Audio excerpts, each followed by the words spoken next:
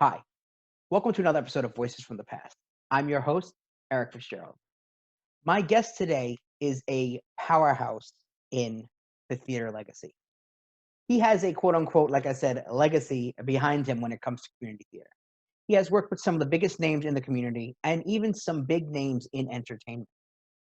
He's been a director, an actor, a producer, an artistic director. Hell, I don't even know if he was a choreographer or not, but if you were, go ahead and comment down below. Let me know if you choreographed a show once or twice.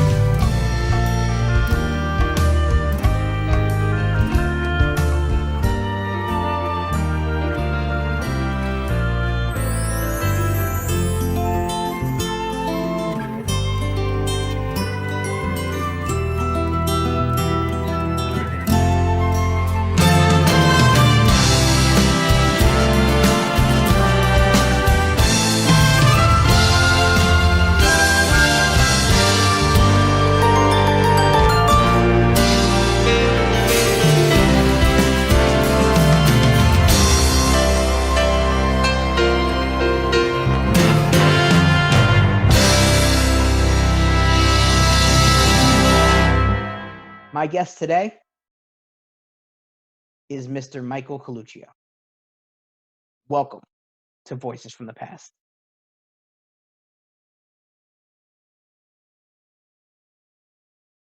And like I said, welcome to another episode of Voices from the Past with my guest, the pioneer, Michael Coluccio. Hey, everybody. How are you? Thank you, Eric. It's a pleasure to be here. Michael, you look fantastic, by the way, considering. Oh, thank you. I have to go to work. You didn't have to dress up for me. I had to dress up for work. Oh, well, okay. Now I feel better. Thanks. Yeah. So just before we get into the fun stuff, let's get some of the sad stuff out of the way, and just up some of the sad stuff. Let me move this over. Let's get some of the sad stuff out of the way, and let's update us on how you are feeling, because we have noticed on social media your struggles just recently with coronavirus. Yeah, I as most of my friends know, I'm in the healthcare field, and I came in contact with a patient who had the coronavirus and caught it from her.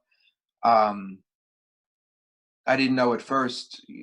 I had the symptoms, which was the sore throat, the cough, which I thought was just any old sore throat and cough. And then I got a very low-grade fever, and I said I should check this out. And as a healthcare professional at the time, the tests were a lot more readily available. So I went to Coney Island Hospital. They tested me. I was positive, and then I quarantined myself for the 14 days. But thank God it was a mild case. I can't say that's true of everybody I've been working with. I've lost a lot of people. I've lost a lot of friends. But thank God for me, I was lucky, and I'm feeling a lot better. So thank you for asking. As a Oh, matter of fact, on Monday, I'm going to be going. I finally heard from, I put this on social media too. Mount Sinai called me, and they want to take my blood plasma for donation to work with people that are really, really sick. I noticed you posted. That's right. Yeah.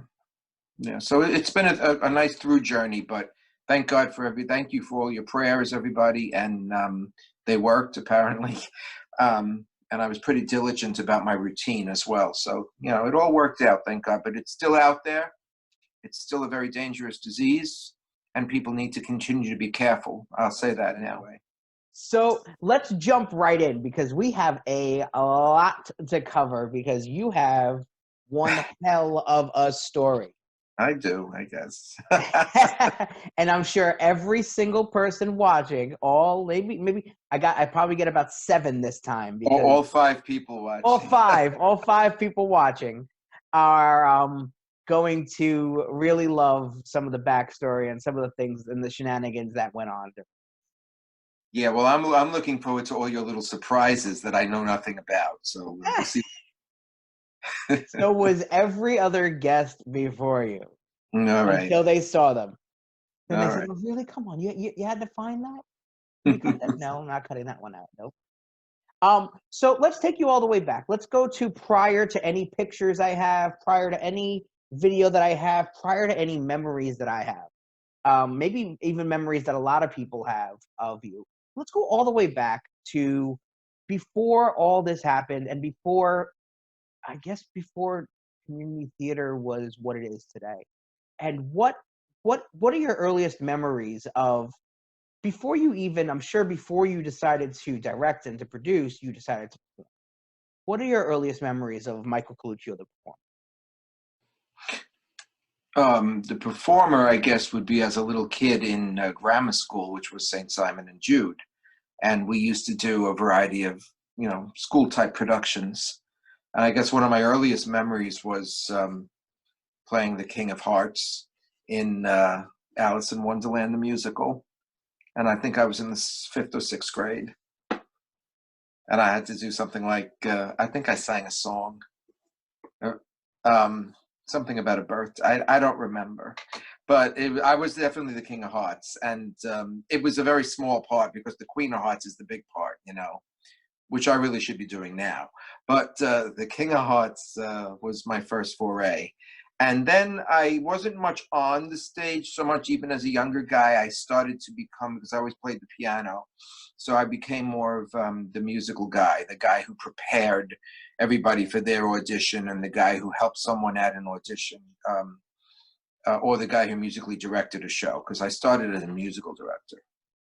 So what initially drew you to think about to go from being the performer, like you said, maybe it was a couple of shows here and there, to broadening your horizon and discovering your talent as, like you said, a musical director, a producer, and to really start really tweaking and playing with all those things? Definitely my experience with the church.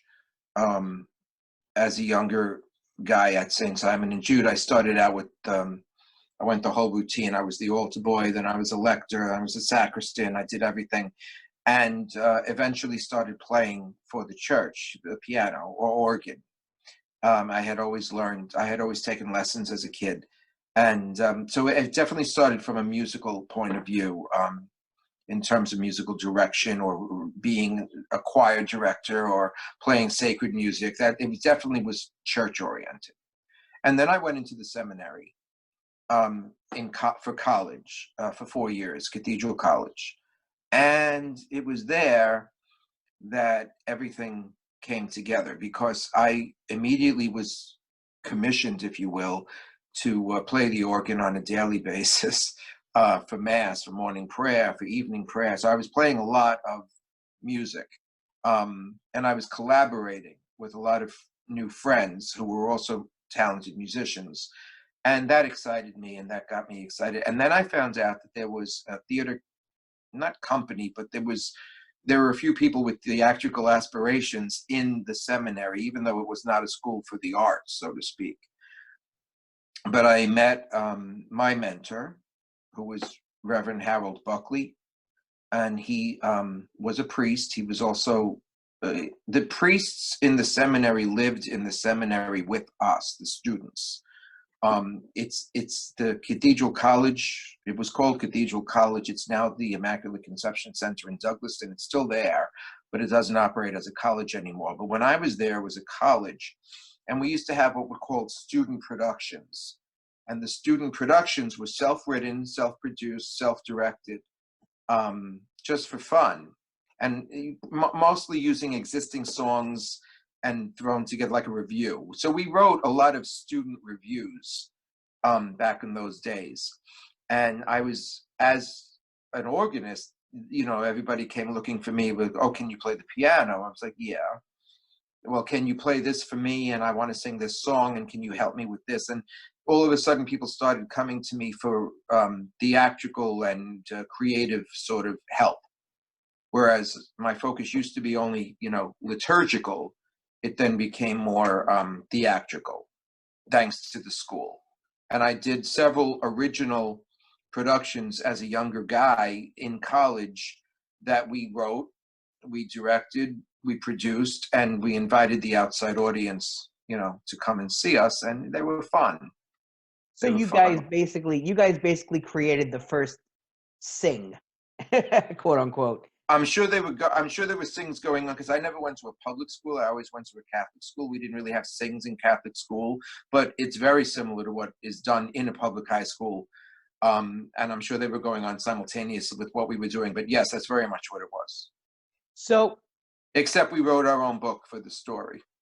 So with and I'm gonna date you here, not to be offensive or anything like that. So these days, if I want to learn how to play the piano, or I want to learn how to play the organ, or I want to learn how to read music and study, I go to Google.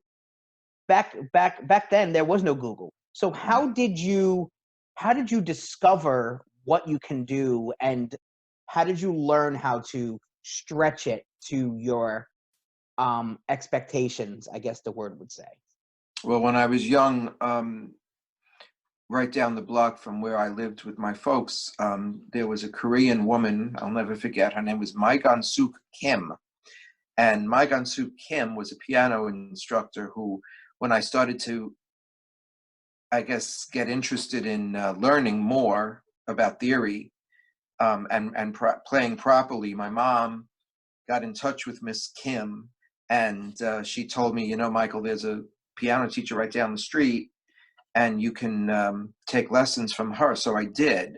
So she used to come to my house. I had a piano, an upright piano downstairs in the basement, and she used to instruct me in theory, and I was trained classically initially, and then I started to get I hate to say this, and I kick myself for it, but I got a little bored with the classical style, and I wanted to kind of get more into the jazz world.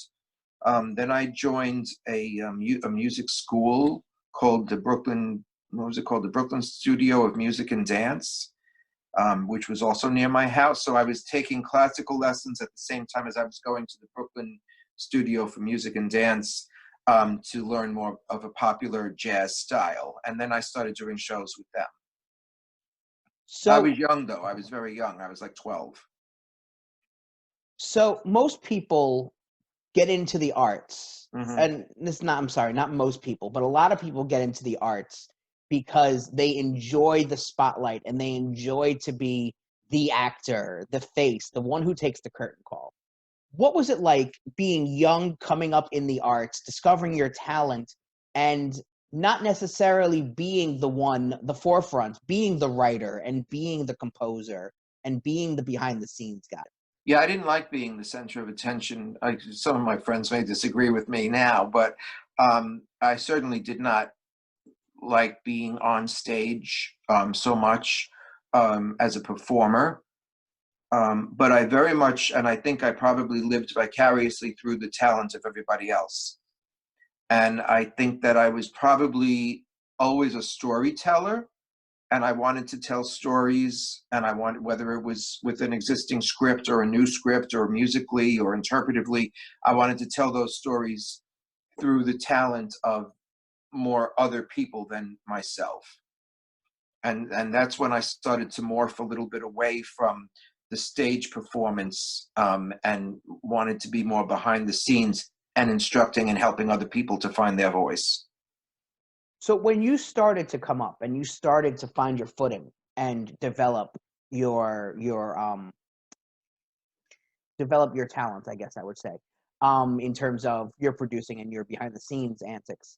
Um, what was it like coming up in, because I'm dating myself here. What was the community theater scene like back then in terms of trying to do a show and trying to put on something? When I was in college, I mentioned Father Buckley. He was my mentor as a director, and he directed. We had the student productions that the guys just got together and kind of like Mickey Rooney, let's put on a show, that sort of thing. And we did a lot of that, but then we also actually had like more professional productions that were happening in my college. Those were all helmed by Father Buckley, and I became kind of fascinated with the directorial process, his directorial process, and what he went through. So he, as my mentor, he taught me a lot about the directorial process and the acting process, and it was while in college that I learned, and then I eventually started to direct myself in college under his tutelage, so to speak. It was after I graduated college and I came back to Brooklyn, came back home, that I had to find a job, and I didn't become ordained as a priest, as you can see. But I did have to enter the working world, and I started out in real estate, not knowing what else to do, with a degree in philosophy. Um, and one day, I think I started to tell you this story, but I was at my desk leafing through the newspaper and looking for apartments to rent for my business. And I came across a little ad that said the side-by-side players were doing a production of Company. And this was in 1980, maybe 7 or 8. And they were doing it at Gerritsen Beach, Resurrection Church in Gerritsen Beach. And I was intrigued because I was like, well, all right, I've got 4 years of experience musically and directorial from college, but now I'm back in Brooklyn. I don't know anybody, and I don't know I certainly didn't look for a community theater. I didn't even know any existed. But when I found out that there was a company called the Side by Side Players, I called them up and I said, hey, I'd like to get involved in your show, in some way. And they asked me to come down. So, before we get into your development, starting with the side by side players, what is the biggest takeaway and advice that you could recall that you did receive from your mentor in directing that you could share with any young directors out there that are looking to? Yeah, I by far respect the source material. Respect the source material. Understand the manner in which it was created, understand what the playwright intended, understand the characters, understand their biographies, and just be true as you can to the source material. And also, you're not putting yourself on the stage, you're bringing the text to life in the best way you can. You see, if anyone thinks that becoming a director is about their own ego, they shouldn't direct. They need to guide, they need to coach, they need to develop. They shouldn't be putting themselves on the stage in every single character you see, because they can't do it themselves. They have to take the people that they're endowed with and they have to bring out the best they can in those people, which is what casting is all about. It's why casting is so important. As a director, what's your opinion on line readings and directors giving line readings? Well, by line reading, I do you tell mean you that? exactly how to say it. Oh God, no, that's absolutely wrong. That's not directing, because you're not helping the actor find the character or the motivation. What's my motivation? You're not helping them to. You're not helping the actor in the life of the piece, in the life of the entire play. You may be telling them what to do at that moment in the play, but that's not going to help inform them of the biography that I said was so important. That's going to carry them from the beginning to the middle to the end. You're basically just telling them what to do, and an actor is not a parrot. So in your opinion, and you basically just answered it, but I just want, to expand a little bit on it. In your opinion, does a great actor always make a great director? Does a great actor always make a great director? Correct. A great actor can make a great director, because they generally, if they understand the process of what an actor goes through, and they have the ability, if they have the people skills and they have the articulation to help that any other actor draw it out of themselves, then yes, a great actor can help um, as a great director. But you still have to have the vision. It really all comes down to having vision and understanding of the source material. If you have vision and understanding of the source material, you can be a great director. I've known directors who were not successful, and they understood the material well, but they couldn't communicate. So you have to be able to understand it and communicate effectively with a variety of different people. Not every actor is the same as well. You're going to be dealing with people who are very confident, sometimes cocky in their acting. You're going to be dealing with people that are very shy, but they're innately very talented. And sometimes you have to have the wherewithal to be able to take someone who's very shy and struggling, and also someone who's very animated or experienced and maybe even cocky. And you have to balance it out, because that cocky person and that shy person on stage are going to have to meet right there. And you have to have the skill in order to balance that out and put it on stage. And that all has to do with how you communicate to people. Excellent. So moving on to, I hope that made sense. I don't know. It does make sense. It does make sense, because as one of those actors who turned director, it's the idea of, oh well, if I could act it, I can tell somebody else how to act it, but that's not. No, you don't tell. You don't tell. You You help them discover. My mentor, Buckley, he used to call it the eureka moment. The discovery, when you make that discovery, and it's like, oh, insight. You can see, as a director, and an actor can certainly tell you when it's happening, that it's like, well, I was struggling with this scene for weeks, and I was struggling with that line for weeks, and then all of a sudden, oh, now I get it. But it's not because I told them. It's because they did it themselves. So I'm gonna pick a little bit more there at the theater mind. The term musical director and regular director, what is the difference, and do they ever mend in a way? In a musical,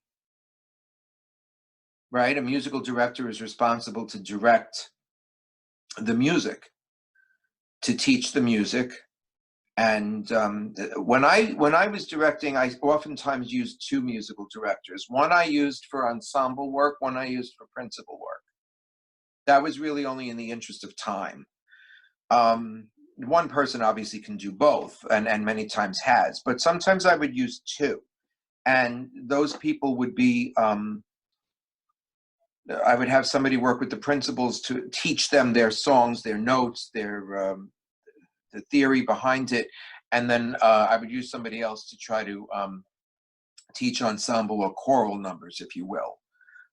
Or one person can do both. It depends on your time. But that's what a musical director should be doing.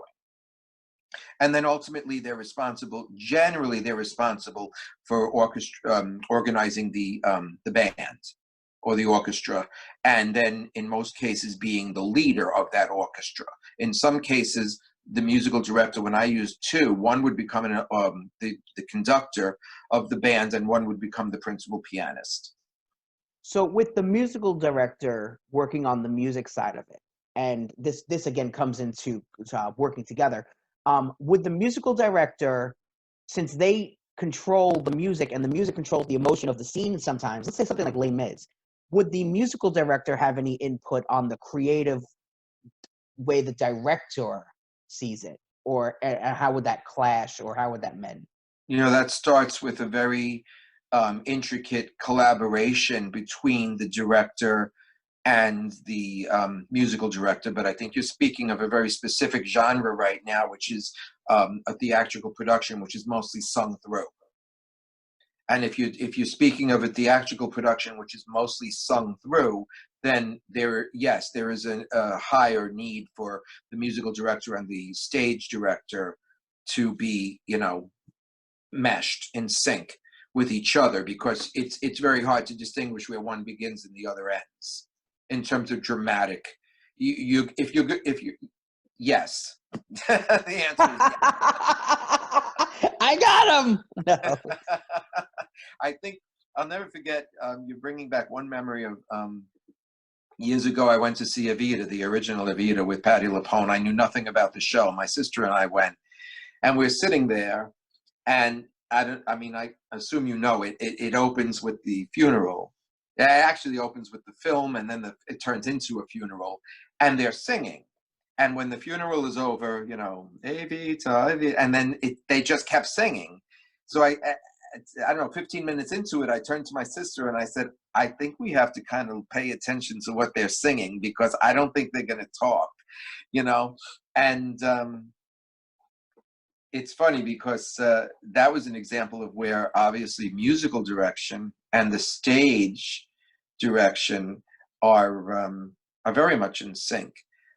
One of the first book productions I ever did in college with Buckley was Jesus Christ Superstar, which is also sung through.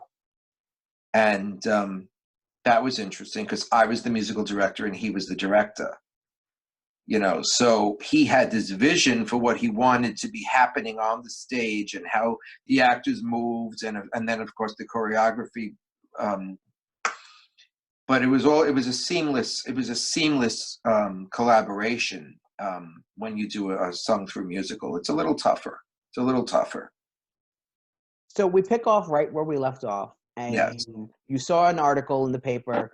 You want to volunteer. You want to help. Go ahead. When I was working in the real estate world, and I saw this ad for company being performed by the Side by Side Players back at Side by Side. They picked that name on purpose, and it was done locally. It was done at a church, and I said, well, okay, this sounds like fun. Let me get my foot in the door. I just wanted to get my foot in the door. So I called them up, and I said, yeah, hi. I said, I'd like to get involved in your production. And they were a little bit curt about it. They were like, well, the show's opening in 2 weeks and everything's already cast. And what do you do anyway? And I said, well, I'm, kind of like a musical director. And I have directed before, but I'm mostly a musical director at that point. And they were like, well, we have a musical director and we have a director. And they said, well, I said, but I just want to help out with you guys. Is there nothing I can do, And they said, we need help with our publicity and with our tickets. And, back then, there was no internet, there was no Word, Microsoft, nothing. So everything was on typewriters. And I helped them with their publicity. I put in local ads in the local papers to try to, get people to come.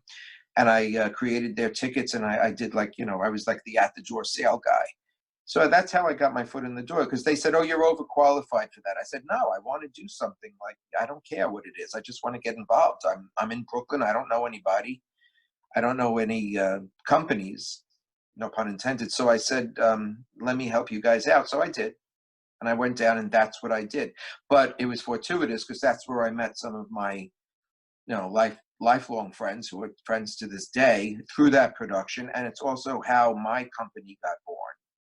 So go ahead. Let's go forward. Where did we go from there? And how did this little article that could spawn into what would become some known people and some known companies in the Bay Ridge community? Right. So I didn't know any companies in Brooklyn at the time. I went and I worked with these guys in Garrettson Beach, the side by side. It was their first show as a company. They were a brand new company. They thought they could put together. They did.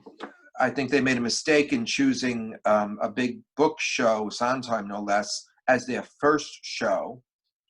So they had no audience, they had no following, and they had no money. So, but I went in and I got my foot in the door. And after company came and went, I met through company. I met Ellen Casuto, dear friends. I met the Qureshis, who at that time were like the Lunts of the community theater scene. So that was Charlie, Donna, Vicky, Dee Dee. I met a couple of people who were involved in a company that I did not know existed at the time called St. A's, or the Stravelli Players. At the time, there was the St. Athanasius Theater Group, or St. A's. A lot of the folks that were doing this production of Company were already involved in other groups, St. A's being one of them. And when Company was over, it wasn't a great hit. The director and the producer of these side-by-side players, they had a fight, and they decided to disband. And I said, I just got here. Don't disband. I want to be involved in your next production. And they said, there's not going to be a next production. And I said, oh, well, that sucks. I said, because I kind of really wanted to be around for the next thing. And they said, well, if you think you can do something with it, be our guest. And they handed me a checkbook with $100 in it. And they said, go ahead, make something of this. And I did, I made something of it. But we had to leave the Garrettson Beach Parish. They didn't have any more room for us. They didn't have any more time with their schedule. So I started looking for a new home. And reluctantly, I ended up going back to my home parish of St. Simon and Jude. I went to the pastor. He knew who I was. He was a brand new pastor, but he knew who I was because I was the seminarian that was from St. Simon and Jude that was studying to be a priest. So they all knew who I was, even though I decided not to go on. And he said, he goes, yes, I would like if you created a theater company here. And I took my $100 and I took a lot of the talent that I had already met at company, at the Garrettson Beach company. And we did like a musical review for no money. And I played, and because I could do that. And we put it on stage, and I invited everybody locally, and everybody came. And then after, a while, we started having a little money. And then from that, I started doing book shows. So, what was it like being a young artist with your first technically grant with your $100, starting a company, St. Simon and Jude, working your way up and working your way to grand scale productions, which again we're going to get into once we start going over the pictures. Take us through the process, and you don't have to go through the whole thing, but take us through your process in terms of your personal development throughout the stages, from from musical director in that all the way up to, and director all the way up to starting to do grand scale productions and working with people and developing other talent and finding talent and just, yeah. A lot of what you're saying happens kind of like simultaneously, like a Big Bang theory, so to speak. I was discovering in myself what I could do, what I liked to do, what I was not great at, and what I was very good at. And then I think the biggest discovery that I made, and I mean this sincerely, is you're only going to be as successful as the people you surround yourself with. And I decided that what I needed to do to be a successful new company was to surround myself with the best people I could find and not try to micromanage all of the positions in a theatrical production, but to share the responsibilities with people I trusted and with people who knew what they were doing, or who at least were trying to learn the best that they could be. Because it's not like I went out and hired Hal Prince, and Stephen Sondheim. I hired people that were local, or family or friends, whatever they may be, but they were good at what they did. Once I got to St. Simon and Jude, I discovered a core, and this I think was definitely the biggest recipe for my success. Was I had a very strong core of people that were very good at what they did. And whether it was the lady from West 6th Street who was an excellent seamstress, and she knew how to go to a consignment shop and find me all my costumes, and she knew, or whether it was my mom, and some other art friends who were able to paint and create sets for me. I had another group of friends that were very good with building sets, and I had another group of friends that were very good with fundraising. So, it was all like kind of a perfect storm after a while. And then it was a question of, well, what do I want to do in all of this? And I said, well, I was okay as a musical director, but I was not necessarily great. I was okay for a musical review because I could get through it. But when I started to have ambitions to do book shows, that's when I said I need somebody better than me for the music. Absolutely. And I threw myself more into the stage directing than the musical directing. And on that note, we go into our first photo. Oh boy. Take us back. Let us know what we're looking at. That's not one of my first productions, but it's one that I'm most proud of. And that would be the great Vince Mazza in The Most Happy Fella.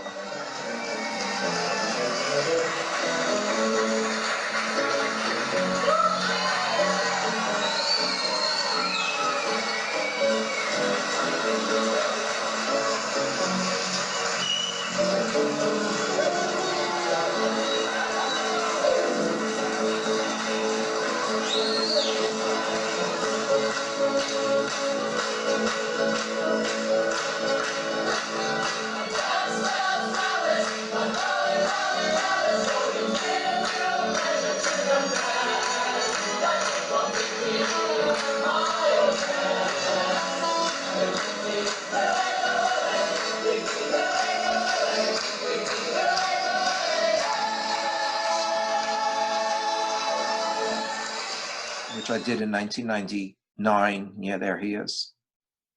Wonderful man. Talented man. He was the star of many of my shows. So going into grand scale. That's an example of a show that's practically sung through. And that's an example of a show where I had two musical directors. Standing on the corner, watching all the girls go by. Standing on the corner, watching all the girls go by. Brother, you don't know a nicer occupation. Matter of fact, neither do I. Then standing on the corner, watching all the girls, watching all the girls, watching all the girls go by. I'm the cat that got the cream. I haven't got a girl, but I can dream. Haven't got a girl, but I can wish. So I take me down to Main Street, and that's where I select my imaginary dish. Standing on the corner, watching all the girls go by. Standing on the corner, giving all the girls the eye. Brother, if you've got a rich imagination, give it a whirl, give it a try. Try standing on the corner, watching all the girls, watching all the girls, watching all the girls. So going into more grand scale productions. Yes. These days, I want to mount a musical. All I need technically is some small set pieces and a backdrop that I could project onto. What was it like for the process to have to get into the space, construct a set, put it together, tech with the full set, and not work with something as simple as a projection? It was difficult in many ways, and yet I also tried to scale down my productions. We did have sets, but I tried not to make the show only about the set. Although it's first of all, I was very lucky because when I got to SSJ, there was one space where we did the actual performance, which was the auditorium, obviously. But I had another, which is still there to this day. I had another space which was the sub church. And the sub church was in St. Simon and Jude years ago. It's located on Avenue T in the Gravesend section of Brooklyn.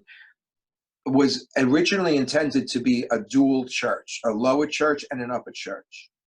It was built in 1960, I want to say four, and they constructed the upper church, and then they ran out of funding. So the bottom, the excavated bottom that was going to be a church was left unfinished.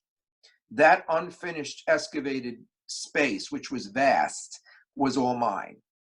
So and you could put 5 stages in this space. So I was able to build my sets, paint my sets, do my costumes, and rehearse all in that space. So I was pretty lucky with that. That's very lucky. Very lucky. That's great. The hard part was, and any of my friends who are watching this who remember these days, we used to then have to take the flats and the set pieces that were constructed in the vast space under the church and bring them up the stairs and across the street into the auditorium to load in.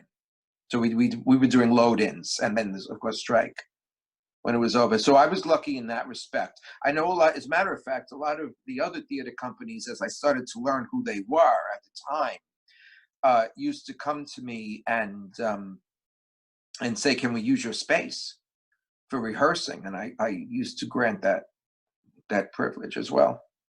With SSJ, who was your go-to technical people? Who was your go-to set guy? Who was your go-to lighting person? Well, my core was always Alex and Peter. So Alex Frankie and Pete Colavito. Alex was lighting, and Pete was like sound design and also construction. They were my guys.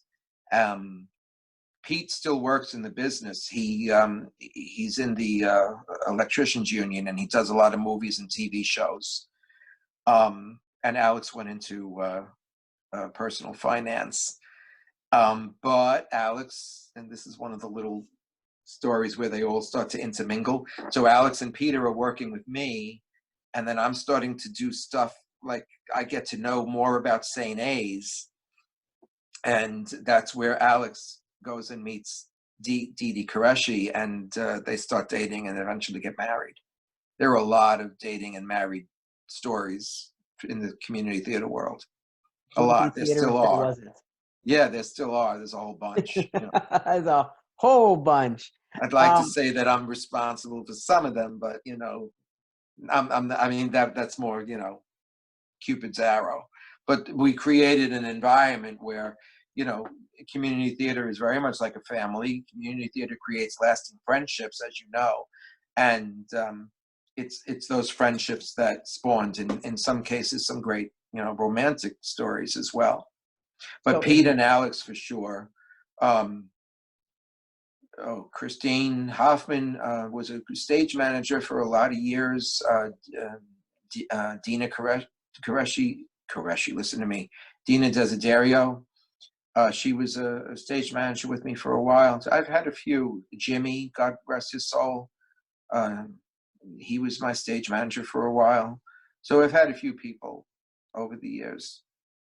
But there was a core. There was definitely a core of people that I used. So going back to Most Happy Fella, we were just discussing that as well. What are your memories of working with the cast and crew, and working with Vince Mazza specifically? Vince Mazza was someone that I met initially when I went to, as I said, I didn't know any of the other theater groups, but as I started getting friendly with folks from when I was doing company with side-by-side players, and I told you I met a bunch of people who then introduced me to the other theater communities, one of them being St. A's, one of them being Jeff Samaha. And at the time, Jeff was doing this, it was really more the Samaha vocal ensemble. He was doing a lot of vocal work. He had a very large vocal ensemble, and they were doing a lot of singing of different songs from different shows, or even contemporary songs, but they was done very, very well. One of his featured singers was Vince Mazza. And I went to, I think I was with Kathy Valentine, and I might have gone to see, she was also obviously very instrumental with Jeff as a singer. And I met Vince after one of his shows, and he had a phenomenal voice. He used to do on-stage choral work, but he also used to do, Amory would remember this, I'm wondering if she mentioned it, they used to have a little side group, I think of 5 or 6 people, called Reprise. I think it was Reprise. And yeah, and that was, Vince was part of the doo-wop. Vince was very, very much in love with doo-wop music, always was. And that's the kind of music they used to do. But when I met him, I saw characters in him that I wanted to use him to bring to life on stage. And the first show I did with Vince, I believe, was The Mystery of Edwin Drood. And he was my, I guess the host, you know, of the show. I forget the chairman, they called it. He was the chairman. Oh God, did you? Yes, that's it. As if on cue. I didn't Nailed even. it.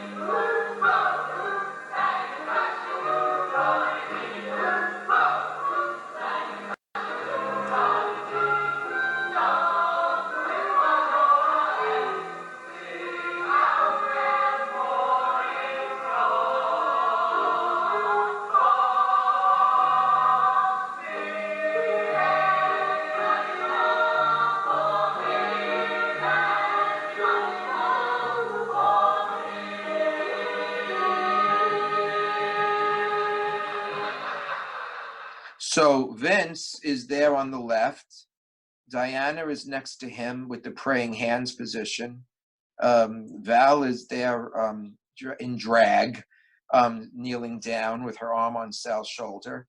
JP's got his finger on his face there with under his chin, right? That's right. And then next to him, let me see. Oh yes. Oh, this is bringing back memories. That was, she was in, also in Reprise, I believe. But Amory was not in this production. Amory and I hadn't worked together. That's Janet. Isn't that Janet? With that little hat thing or little flowers, whatever's in her hair right next to JP. That's Janet Sabrisi. She was in Reprise, and she worked with Jeff as well. Great voice. So this was Mystery of Edwin Drood. A lot of fun, because as you know, there's like 7 different endings, and a lot of the different characters could have been the murderer, and so you had to know every ending because you didn't know what was going to happen every night. And it was a lot of fun because it wasn't staged. I mean, you went out and you voted. Each character had a different section of the audience that they would poll at the end, and they would run backstage, and I had a tick board. And I said, how many you got for Jasper? How many you have for Bazard? You know, and then you would, or Princess Puffer, you know, and then whoever was the winner, and then that ending had to go on. It was a lot of fun. So It was a what? strange show. It was a strange show to do in Bensonhurst, Brooklyn, because I didn't think a lot of people would appreciate like the Royal Music Hall, Cockney accents, and it was different. It was very different. But I like doing shows that you didn't see done a lot, and that was the challenge for me. You talked about like what was a big challenge, or what did I like as a director? I wanted to do stuff I wasn't seeing a lot, and challenge or not, hopefully it would turn out well, and thank God most of them did. What is your, and I'm gonna hit the heartstrings a little bit here. What is your last memory of Vince Mazza before his passing? I remember specifically when he passed. I remember getting the call. I remember a bunch of us were together in my house when I got that call. Well, Vince and I were very good friends, theatrically and non-theatrically. We were very good friends. I think my last memory of him would be he came to my house and we were talking. At that time, he used to come to my house, and Norma, sometimes his wife, they would come and ring the bell. And where I lived at the time was in Zyka Heights, and I was right by the golf course in Zyka Heights, and there was a walking path, obviously still is. He would come to my house and we would go for exercise walks, power walks around the golf course, and sometimes with Norma. And one night he came alone, and he was on our power walk. He was telling me about how he had these aspirations as a playwright, and he had all these scenes that he would write, and they were not produced, and in many cases they were not even read. But he had a whole stack of them, and he used to share them with me sometimes. And what do you think of this? What do you think of that? How does this sound? What do you think? And that was my probably last memory, was the fact that he had shared with me after doing many productions as an actor and a singer. He also shared with me that he had this writing interest, and he was good. He wrote well, and they were small scenes. It was nothing big, but they were impressive, but they were unproduced. So where in that conversation and down the road did that lead to the formation of the play festival? Tom Kane came to me and said, this was kind of at the end of my tenure with SSJ. Tom Kane said to me, I want to create a theater company that is all about the local playwright. I want to do something that highlights the local talent that we have. And I understand that Vince Mazza, who he did not know well, he goes, I understand Vince Mazza was a very good friend of yours, and that he was a writer. And I said, yes, he was. And Tom himself used to be similar. He used to write, small scenes or small one acts, if you will. And he wanted me to help him and Anthony develop this theater company that would be more designed to be highlighting the work of the local writing artist.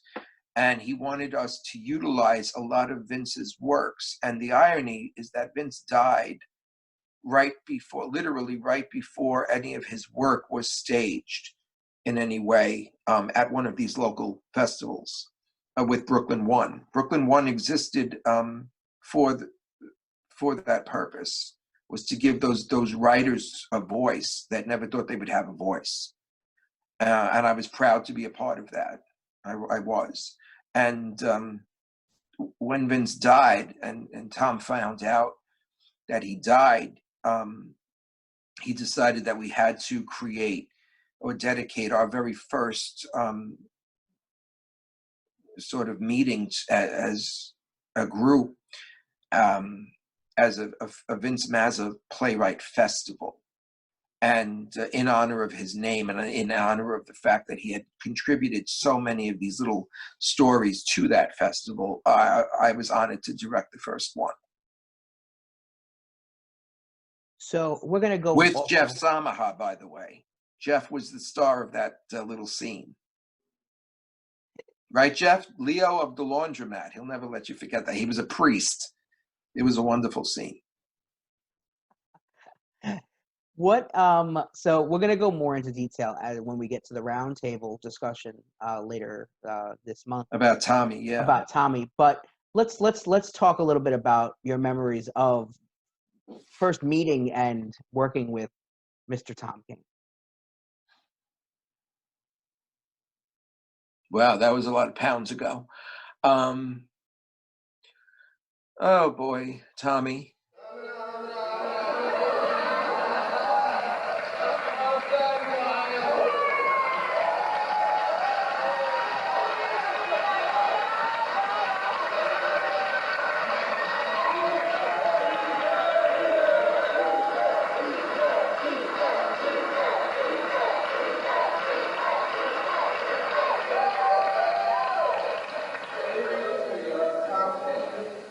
For his ability to do an Ella Fitzgerald type sketch.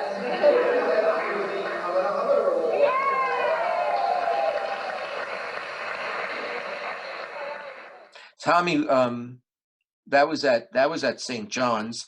Tom came to me and said, "Where can we have a home for this theater company, this Brooklyn One theater company?" And I said, he wanted it to be. He really kind of wanted it to be in Bay Ridge. And I suggested he look into St. John's Episcopal Church because I had done work there years ago with the Narrows Community Theater.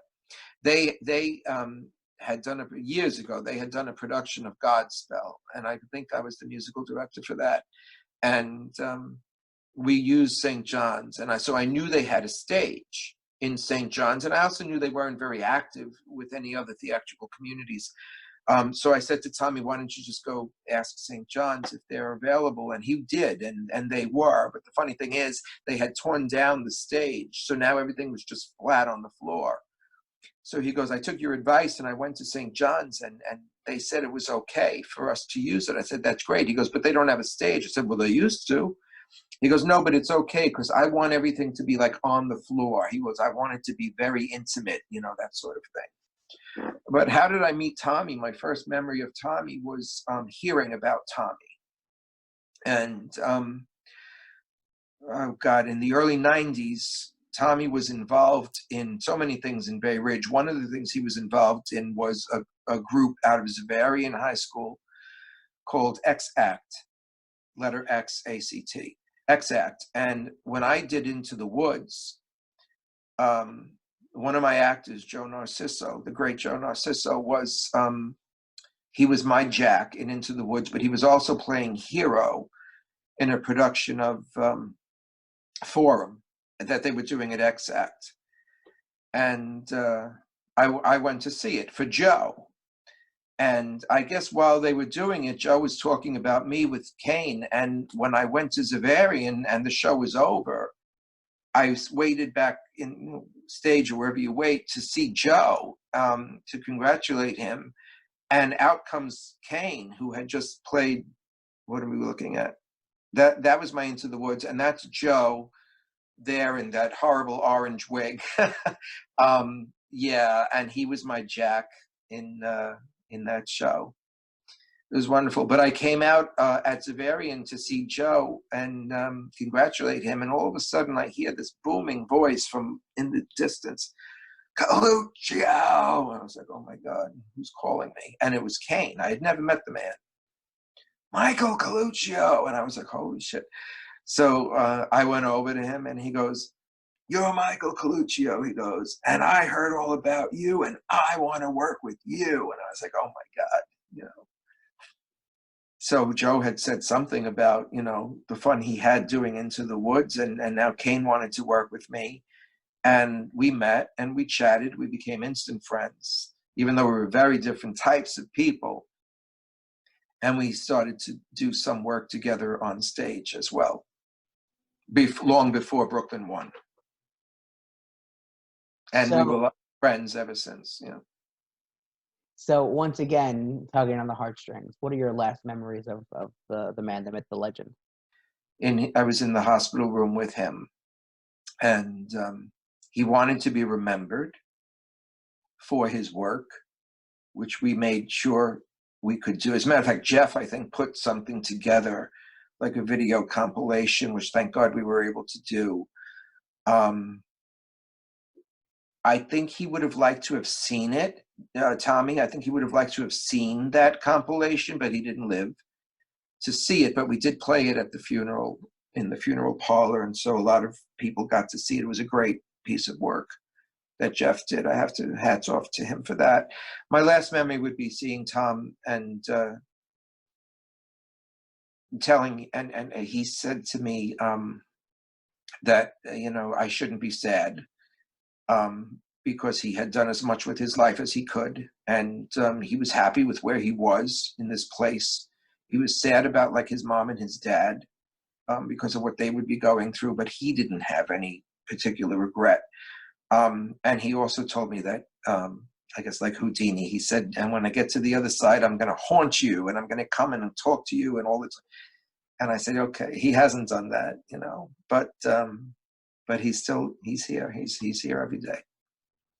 So before we go back to SSJ and some more productions that we discussed, some of the obviously people and the people that are left behind, that the legacy of Brooklyn One and also Vince Mazza, working with Anthony Marino and seeing him come up and working with Danny Mazza.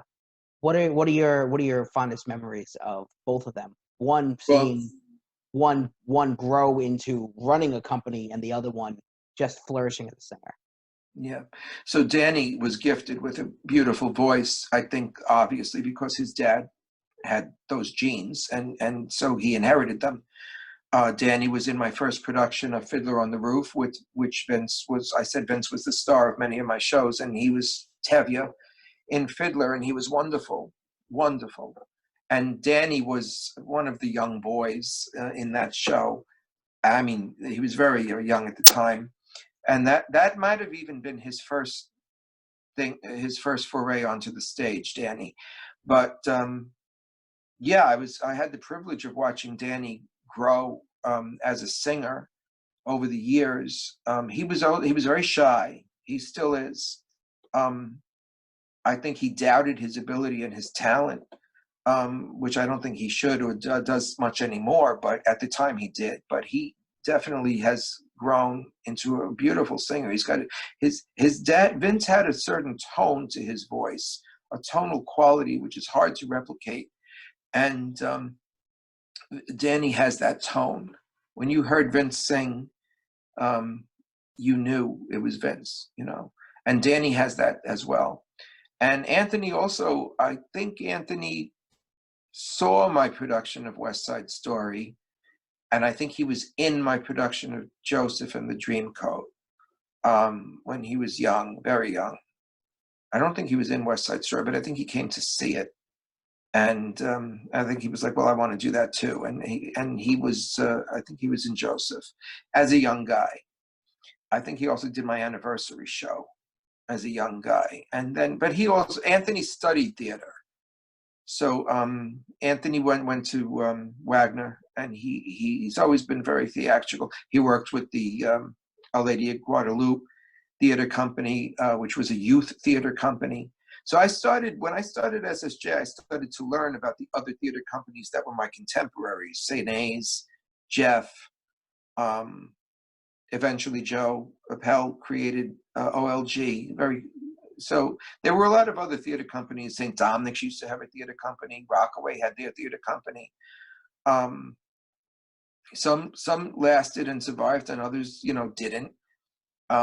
Anthony was involved with me, but he was also involved with OLG, and I believe with Zavarian. And then, of course, Tommy and Anthony were friends through, I believe, Matthew Ryan, which was a theater experience at Exac, at Zavarian, and that's how I believe they became friends. And Joe Narciso was involved in that as well. It's all very incestuous. Everybody kind of eventually knows each other and works together. But that's how Tommy and Anthony became connected. And Tommy went to Anthony and said, let's do this, and created Brooklyn One. but that was years later. So I'm going to go ahead and pull up a photo from your Joseph, Yeah. and go ahead and tell me the first memory that comes to your mind. Yes, Tommy. That's Tommy in my production of Joseph and the Dreamcoat, and he was Potiphar. He was so funny. I think that was the first time I worked with him on my stage, and he was great. He had only a few minutes of stage time, and he owns them, and he made them quite memorable, I assure you. There's a funny story I tell with that character. The narrator sings Potiphar was cool, and so I forget the lines. But he had to sing something, and he had just one line that he had to sing, and he completely forgot his lines of what he had to sing. And so he basically did a Ralph Cramden, and he was, hamana, hamana, hamana, hamana, hamana, and the audience died. He literally said hamana, hamana, hamana as his lyric, and nobody cared because that's how fun he was. So again, we're going to bounce around a little bit. I'm going to bring up another one. Tell us your memories of your production.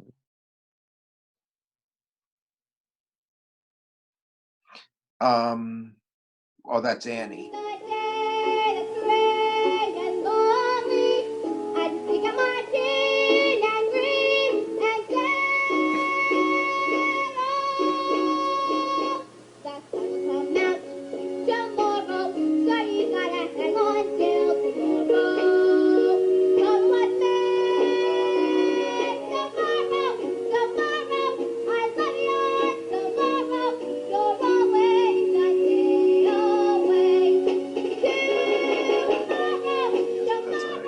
Yeah, that was Annie. That was 1997. That was a very good production. That was one of the two shows that I had done. I think I did 3 weeks of that show, and I was actually asked to extend, but I couldn't because people had commitments and the band had commitments. So they couldn't do it. But the church wanted me to extend because it was that big of a hit. I have a lot of, I've done so many shows over the years, and that's one of the ones that I have the most fond memories of in terms of the show itself, the quality of the show itself, and the stories behind the show. So for somebody I know who's watching right now, who was your stunt coordinator for that? Because when Stacy fell off the stage, it looked so real. It did look real. And the funny thing is, Susan, her mom, happened to be in the first row. And so when she went, here's the stage, and she was singing, I think, The Hard Knock Life. And she had her little solo in It's the Hard Knock Life. And she went right to the edge of the stage and went one step too far, and down she went. But her mom was at the first row, leapt out of the row, picked her up, and put her right back on the stage like a little doll, and she continued singing. And the audience, died. It was seamless. It was seamless. And she kept going. She kept going.